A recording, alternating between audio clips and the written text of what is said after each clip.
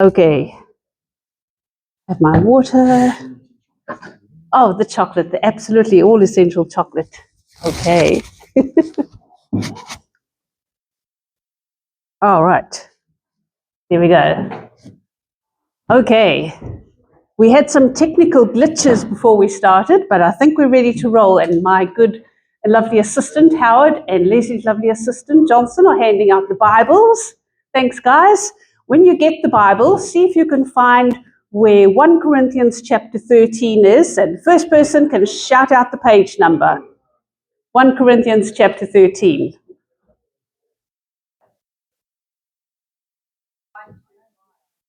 All right, we have it on good authority, 925. Do I have any raises, bids on that? 925 in the New Testament. So you'd like to find the place. We'll start reading that in a little while, but of course we have an introduction. Okay.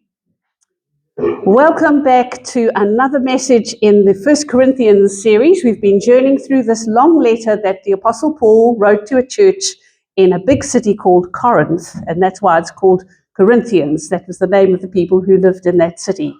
So I haven't got everything in that slide there. Can anyone remember what the missing word should be? A journey to authentic family. Yes, a journey to authentic family. And that's what we have been trying to look at. That's the lens through which we have viewed this book.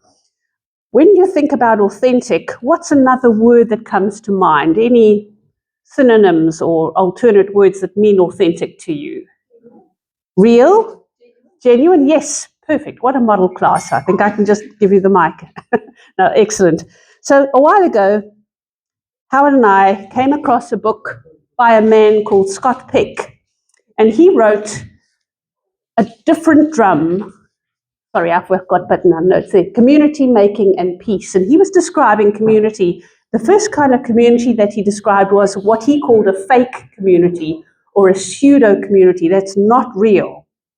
And in that kind of community, people would just be polite and smile at each other, but they wouldn't really know each other well. They wouldn't know each other well enough to disagree on anything. There wouldn't be a deep sense of sacrifice, and it would just be very superficial, or another word you might use for that would be pretend. So that's pretend community. And then he goes on to describe how it contrasts to a real community. And in a real community, people are really known and loved. They're understood.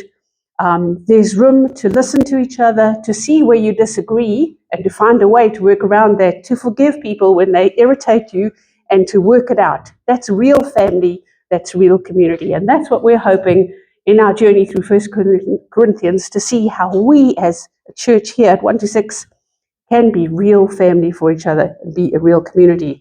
So in the process of this book, he describes how we move from the pseudo or fake community to be real. And he said there may well be some chaos, there may be some in-house fighting, but through that and learning to love each other and learning to let go of your own egos, you can become this real community that God wants us to be.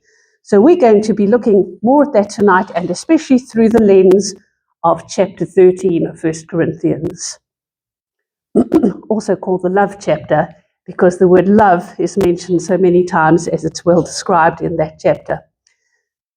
We had a great message from Leslie a couple of weeks ago on chapter 12, and that described all the different kinds of gifts that you could possibly have and how that all are for the benefit of the body. Well, it didn't describe all of them, but it described quite a few of them.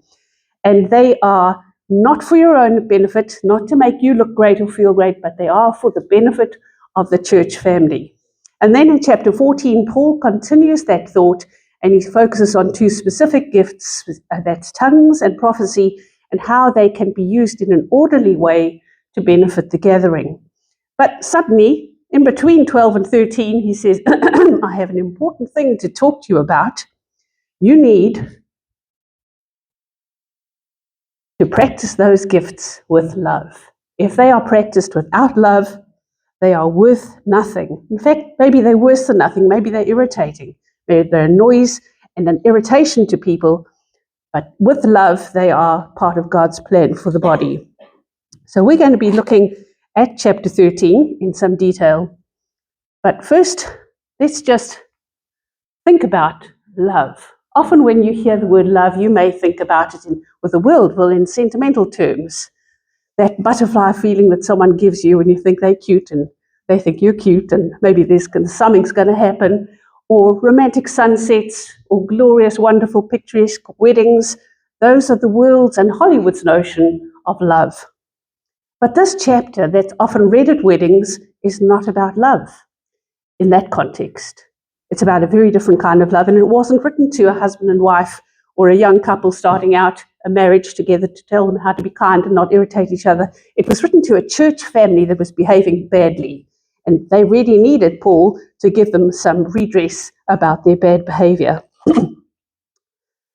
So in the New Testament, which is written in Greek, there are 4 words that are commonly used for love, and I'm going to tell you about them. There are others as well, but these 4 are the most common. The first is eros, and you probably guess what that is. That picture's from 40 years ago, so just that caveat there. Eros is passionate, intense physical attraction, young love, romantic love. Okay? That's the kind of love that the world really understands, that sets your heart a patter and, does all sorts of things that rational love wouldn't do. Anyway, that's eros. Second kind of love is philia, and that is the love between friends. This is my friend Dale, who I've known for probably nearly 45 years. We were at university together, and that's a comfortable kind of love. It's a love of mutual interest, a love of companionable time spent together, common values that are shared, and goodwill. So that's the friendship kind of love, and the Greek word for that is philia. Then there's a third kind of love that the New Testament speaks about, and that's storge, and that is family love.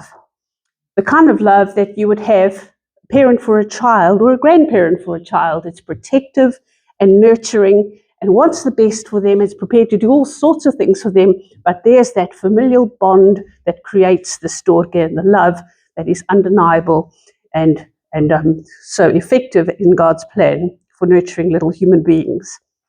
The fourth kind of love that the New Testament speaks most about is agape. Some people say agape. I'm going to try and be consistent and say agape.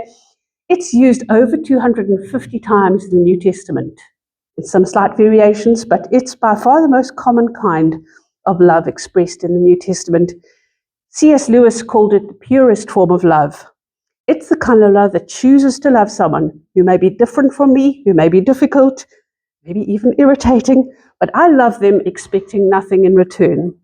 I easily forgive them. I extend kindness and grace to them. That is agape. And that's what this chapter talks about. But a little of the historical and geographical, that just jumped in. That's love of a dog. I don't know, there's no Greek word for it, but it's a very real concept, and we see it in our house a lot. The slobbery kind of love, yes. Very consistent, a little bit demanding, but it's definitely worth it. Okay, on to the context of this letter, when and why it was written. The city of Corinth was busy, wealthy, and important. It was a bustling place. There were a sea on either side of it. It was a narrow piece of land, lots of traffic coming through. It was a place of many cultures and much happening. It was a city for showing off in. It was a place to strut your stuff. Besides being famous for its sexual immorality, it was also famous for its speech making. Public entertainment there took the form of public speeches, arguments, debates, open court cases. If you had the gift of the gab there, you could be famous. And traveling orators moving through Corinth used to stand up and give a fantastic speech and then say, "Come to me, I will give you lessons." And they'd charge you however much they wanted to, and they would school you in their art of delivering a dramatic speech that would wow the crowds. And even archaeologically now, as they've dug up the Corinth that was built in, I think 40 years BC, they see evidence of buildings and stones and theatres and judgment seats where all these public forums happened bearing witness to the fact that this was the culture of the city of Corinth. The people esteemed oratory or public speaking. This picture was taken by Aquila, I think. Priscilla and Aquila were in Corinth, and Paul met up with them. They became the first leaders of the church there. He spent 18 months with them as a tent maker, and they were as well. And they were working in the church and supporting themselves through tent making. This is, Paul on a good day there, looking handsome, not too short. And he was speaking to the crowds in Corinth. And this is documented in historians' writing, aside from the Bible. It is well noted through history of the dates and times that Paul spent in Corinth. So what else was Corinth famous for? It was a place where bronze and pottery were made, bronze articles and fine ceramic pieces of pottery that were exported to other parts of the world. The clay that you could dig up on the one side of the land on that little island, not island, it's actually called an isthmus between two oceans, was a fine quality of clay, and it delivered a fine piece of pottery when it was fired up. It was also a place where bronze works were happening, and people would make mirrors and cymbals and gongs and that sort of things out of bronze. And then things like the Olympic Games, there was another parallel set of games called the Isthmus Games happening in Corinth, and there's evidence of that. So quite the city, quite a busy place, and you can see the culture of it was all about doing stuff and showing stuff. It was a busy place. So the city of Corinth is the context in which we find the church of Corinth. And we see the culture of the church being affected by the culture of the city. But the church had been behaving badly, and Paul wrote to them to address their behavior, their sexual immorality, their selfishness, especially when it came to the Lord's Supper, their greed, their pride, their strutting and showing off their spiritual gifts, making other people feel inferior, unneeded, or less spiritual. He said to them they could end up being no better than a noisy gong, a loud clang, something that would just make your ears ring. So I should go back one quick slide. See those two asterisks? They represent two chocolates. If you can tell me by the end of the evening two references to bronze in the chapter 13 of Corinthians, you can get 2 pieces of chocolate. Just saying. Anyway, back to the church. In chapters 11 and 12, the people have been described, and Paul is writing to them about the gifts that are very visible and obvious, like preaching, teaching, speaking in tongues, prophecy, healing, very outward focused and visible gifts. But they had failed hugely in the way they were treating each other. So, sorry? All good. Okay, let's look at 1 Corinthians. So you have it on page, you've all got it, 925. If you haven't got it yet, or you need it on your phone, you can look it up. I've got the New Living Translation here, which is the same as the paper Bible in front of you. Okay, let's read together. Love is the greatest. If I could speak all the languages of earth and of angels, but I didn't love others, I would only be a noisy gong or a clanging cymbal. If I had the gift of prophecy, and if I understood all of God's secret plans and possessed all knowledge, and if I had such faith that I could move mountains but didn't love others, I would be nothing. If I gave everything I have to the poor and even sacrificed my body, I could boast about it, but if I didn't love others, I would have gained nothing. So in that short set of verses, what are all the amazing gifts I can exercise and still amount to nothing? You can just shout them out for me if you see them there. What? Prophecy, yes. Tongues. Knowledge, yes. Courage for martyrdom, yes. Healing. Giving, yes. I think you've got them all. Those are them. Amazing and wonderful and impressive gifts. But without love, they do nothing more than perhaps give you tinnitus. So now we're going to look at what really love is. So verses 4 to 7 describe love well. Let's have a look at them. Love is patient and kind.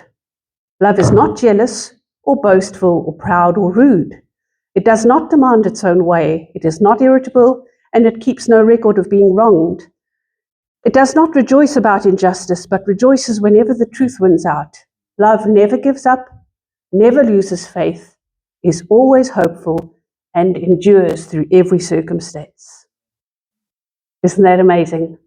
It's a wonderful set of what we might call mostly in English adjectives, but the way it's written in the Greek is saying this is how love shows itself. It's written in a very active, different tense than it's translated very directly as. So it's saying that love practices patience, love demonstrates itself in kindness. It's not just love sitting on its own thinking about someone, I want to be kind to them. It's someone who is actually kind. It's someone who won't be easily irritated. It's someone who will stick with someone, not give up on them. They'll show up for them. They'll show up, be faithful. They will express their hope for others and stick with them through every circumstance. So it's a very active kind of love. So you can see it in yourself or not see it in yourself when someone snitches your parking space that you were just about to reverse into, or someone jumps the queue in front of you at the bank, or someone interrupts you. Do you get irritated? Do you mumble under your breath or worse? When you are having a family meeting or trying to make a decision and you don't get your own way, how do you react to that? Do you get irritated, insist on your own way? When you see people suffering and they haven't done anything wrong, if it's someone you don't like very much, you go, yeah, I'm glad they got what's coming to them. That is not love. Love says, I rejoice when truth wins out. Whoever it is, whether it's a person I like or not, I am loving them if I'm wanting the best for them.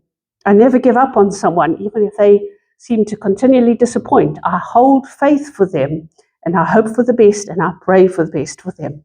That is love in action, not just a thought in your head. Okay, now we're going to have a little unscheduled test.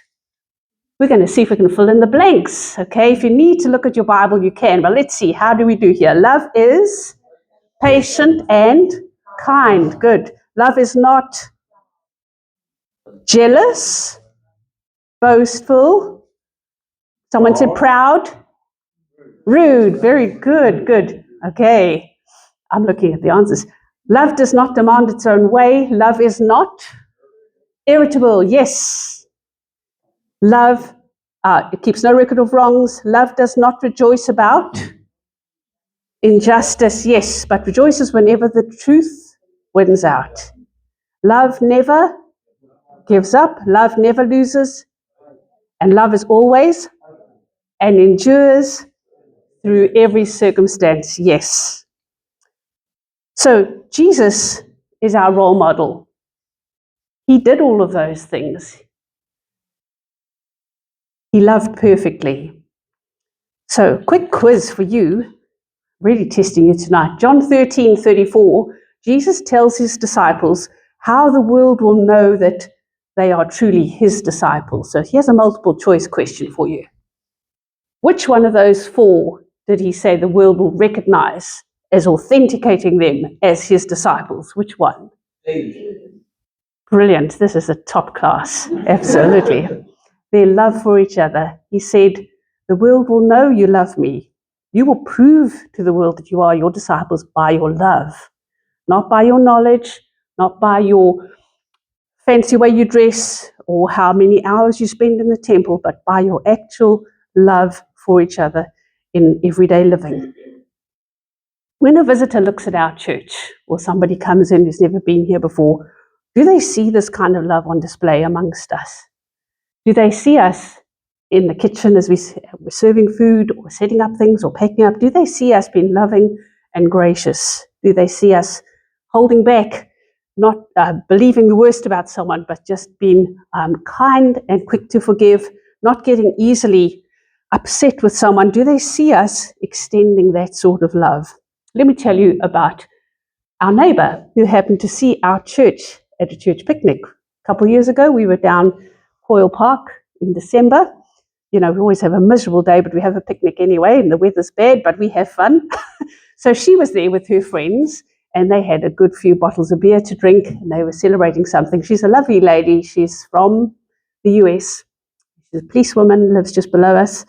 But she spoke to us afterwards at home, and she said, I saw you guys in Coyle Park with a group of people. Man, what an interesting bunch of people. She said, "What are you all about? Why are you a group? Why you look like you were having such a fun time together. There was eating, and some people were playing soccer. I think Albert was learning how to play cricket. It was just such a diverse group of people hanging out and enjoying each other's company, young and old, different language groups, different ages. My friend Corrine was there with her walker, not able to stand, but she was there and part of the group. And so we told her, we're a church group. And she said, wow, that's awesome. And we've had a lot of conversations about her. She comes from a Catholic background, and we're still hoping to have more conversations with her. But she could see just at a very superficial glance that we were an unusual group and that we expressed our friendship and affection for each other in that setting. So I would say that this is true for our church in ongoing and increasing measure. Let's have a read of this through the lens of some of the characters in our church. Let's read this together. Frank is patient and kind. Jason is not jealous or boastful. Nathaniel is not proud or rude. Tara doesn't demand her own way. Nova's not irritable. Albert keeps no record of wrongs. Suzanne doesn't rejoice about injustice, but rejoices when the truth wins out. Vicky never gives up. Leslie never loses faith. William is always hopeful, and Shane endures through every circumstance. Now, I couldn't include everybody there, but I could go through it again and include everyone, because I can see God at work in you, and I'm sure you can in each other too. As we learn to extend grace and show the kindness and the long-suffering that marks a Christian and a body of Christians that belong together and love each other well. In 1 John chapter 3, verse 18, John writes this open letter, which traveled around to quite a few churches and would have made it to the church at Corinth as well. He said, let us not love with words or speech, but with actions and in truth. In verse 19, our actions will show that we belong to the truth. So our actions validate what we believe. We don't need fancy words, and if words fail us, our actions can express our belief in the one true God. And he goes on to chapter 4 to say, his love is brought to full expression in us. So when we are this loving body, showing kindness, being forbearing, forgiving quickly, believing the best about others, we reflect the character like the light on the hill that Howard spoke about in his communion. Our exemplary love is a beacon of hope for the world to see there is a better way to live. And that light reflects back to God and brings him glory. So I have a few pages for anybody who wants to take home and stick this excerpt from 1 John chapter 4 on their fridge. There's even a picture to colour in as well, if you like colouring in pictures. But yeah, I found that accorded so well with what we're doing today and describes the love passage so well, and how God's love is brought into full completion and expression through how we relate to each other. So just galloping ahead through the end of the chapter, prophecy and speaking in unknown languages and special knowledge will become useless, but love will last forever. Now the question for you, why will love last forever? Why will those other things not? Why will prophecy and special knowledge and speaking in tongues come to an end, but not love?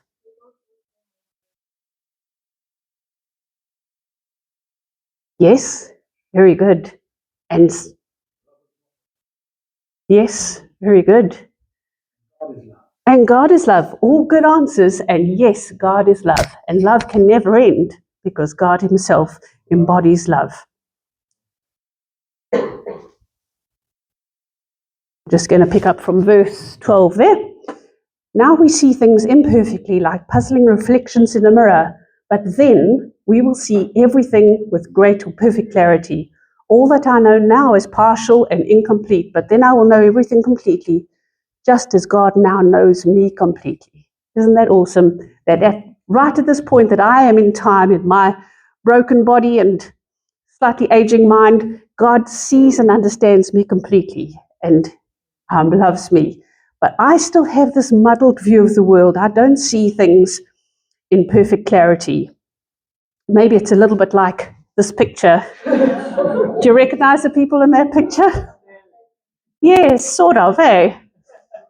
So our vision now is a bit like that. It's a bit fuzzy and distorted, and we don't see them as perfectly as we do when we just look at them like that. But that cloudy, distorted view we have of life is the life that we're stuck in now. We don't have God's clarity and understanding, but one day we will have. But all the more reason now then, with this fuzzy, distorted thinking of ours, that we extend grace to other people and believe the best about them, because we don't understand. I don't understand everything that motivates Frank and makes him smile. Is he smiling just because he's hiding something from me, or is he genuinely happy? I don't know, but I want to give him the benefit of the doubt. So I trust that God will give me good and clearer understanding, but while I'm waiting for that, I believe the best about people and I practice this kind of unconditional love that will last forever. Let's finish with the last verse of that chapter. Sorry, I don't have this printed. Now, these three things remain: faith, hope, and love, but the greatest of these is love. Hey, we've got 10 minutes at our table, so we can have a little discussion time. And this is what you have to chew over. Love is not spoken as one of the gifts. Paul describes it as the most excellent way. So if you think of it, it's like, maybe it's like the gravy, and the gifts are like the potato and the peas and the meat. The gravy is around it all and carrying it. It's the juicy stuff that transports that food to you. I love gravy. But yeah, it's not a gift. So have a think about that. And then what can we do? What can I do? What can you do to show this unconditional love to each other on Sundays and beyond? Okay, so that's the application part of it at your table. So see if you can think of a few ways that we can show love, this kind of unconditional love to each other. All right, you've got about 6 minutes. Thank you.